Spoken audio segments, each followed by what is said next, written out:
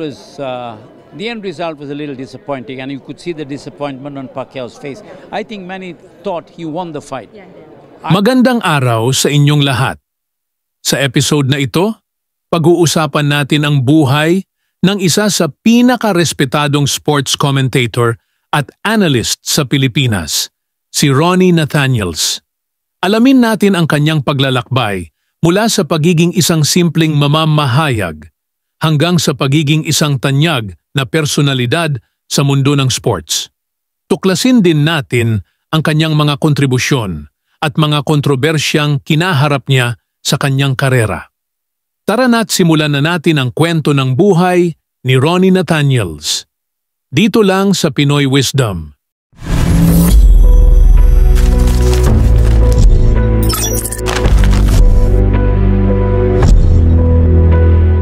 Si Ronnie Nathaniels ay ipinanganak noong November 16, 1935 sa Colombo, Sri Lanka. Ang kanyang pamilya ay nagmula sa lahi ng mga Tamil, isang etnikong grupo sa South Asia. Lumaki siya sa Sri Lanka at nag-aral ng journalism kung saan nahubog ang kanyang hilig sa pagsusulat at pagbabalita. Noong 1960s, dumating si Ronnie sa Pilipinas bilang isang businessman, ngunit mabilis siyang nakakuha ng interes sa lokal na sports scene. Dahil sa kanyang husay sa pag-aanalisa at komunikasyon, napansin siya ni dating Pangulong Ferdinand Marcos. Hindi nagtagal, kinilala si Ronnie bilang isa sa mga pangunahing tagapayo ni Marcos, lalo na sa larangan ng sports at media. Si Ronnie Nathaniels ay hindi lamang isang commentator, kundi isa ring aktibong bahagi ng Philippine sports. Isa siya sa mga naging pangunahing tagapagsalita ng boxing sa bansa, kung saan nakilala siya bilang isang malalim at mayamang boses sa bawat laban. Naging malapit siya sa mga kilalang personalidad sa sports, kabilang na ang dating heavyweight champion na si Muhammad Ali, na madalas niyang sinusundan sa bawat laban nito.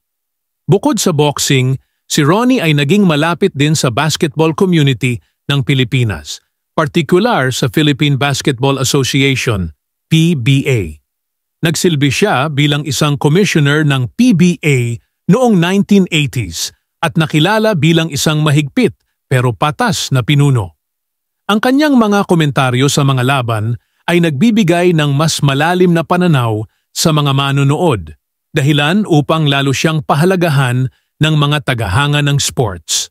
Ngunit tulad ng maraming personalidad, hindi rin nakaligtas si Ronnie Nathaniels sa mga kontrobersya.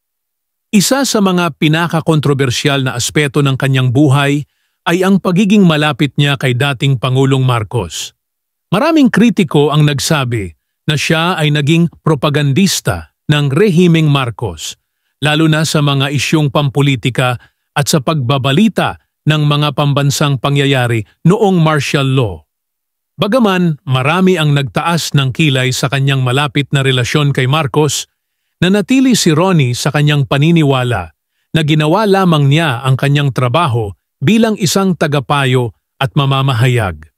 Patuloy pa rin niyang ipinaglaban ang kanyang kredibilidad at integridad bilang isang profesional sa harap ng mga kritisismo. Sa kabila ng mga kontrobersyang ito, si Ronnie Nathaniels ay nanatiling isang respetadong figure sa sports journalism. Hanggang sa kanyang mga huling taon, patuloy siyang nagsusulat ng mga kolum sa iba't ibang pahayagan at nagko-commentate sa television, hindi lamang sa Pilipinas, kundi pati na rin sa mga international sports events. Noong Nobyembre 11, 2016, pumanaw si Ronnie Nathaniels sa edad na 81 dahil sa atake sa puso habang nasa San Francisco, California. Hinatid na sa kanyang huling hantungan noong Linggo ang batikang sports journalist na si Ronnie Nathaniels. Ang kanyang pagpanaw ay nag-iwan ng malaking puwang sa mundo ng Philippine sports. Maraming mga atleta, kasamahan at tagahanga ang nagbigay ng kanilang respeto at pagkilala sa kanya bilang isang tao na nag-ambag ng malaki sa pag-unlad ng sports sa bansa. At diyan nagtatapos ang ating pagtalakay sa buhay ni Ronnie Nathaniels, isang tao na nag-iwan ng malaking marka sa larangan ng sports journalism sa Pilipinas. Siya ay isang halimbawa ng dedikasyon at pagmamahal sa trabaho kahit pa sa harap ng mga hamon at kontrobersya. Kung nagustuhan ninyo ang video na ito, huwag kalimutang mag-like, mag-share at mag-subscribe para sa iba pang mga kwento ng mga kilalang personalidad. Maraming salamat sa inyong panunood at hanggang sa muli.